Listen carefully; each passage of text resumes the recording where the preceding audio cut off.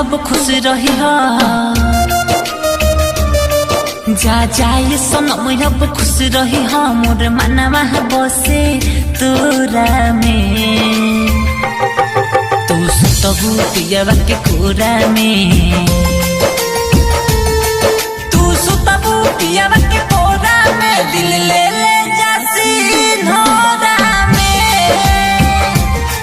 तू सुतबू पियवा के कोरा में, दिल ले ले जासी नोरा में। जा जाए सनम तू खुश रही हा। Mix by Sneha recording studio Jamo Chandtola. Mix by Sujit बाबू। भूल पाई बना सूरतिया हो, याद आई पहले के बतिया हो, जी अब नहीं कुछ हो कर जाई, हम गिया लगा के मर जाई। दूसरा के अब हो जाइबू तू, दूसरा के अब हो जाइबू तू, हमार हक ना रही तोरा में, तू सुतबू पियवा के कोरा में, तू सुतबू पियवा के कोरा में, दिल ले ले जासी नोरा में, तू सुतबू पियवा के कोरा में, दिल ले ले जासी नोरा में।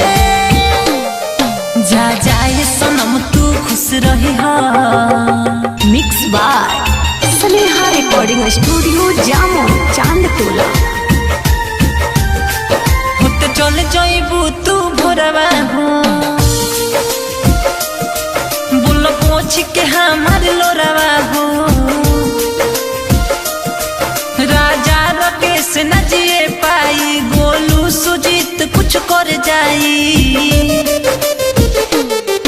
रितेश बलमुआ सुदर्शन हो, रितेश बलमुआ कहेला बोलबावे कैसन तोरा में, तू सुतबू पियवा के कोरा में,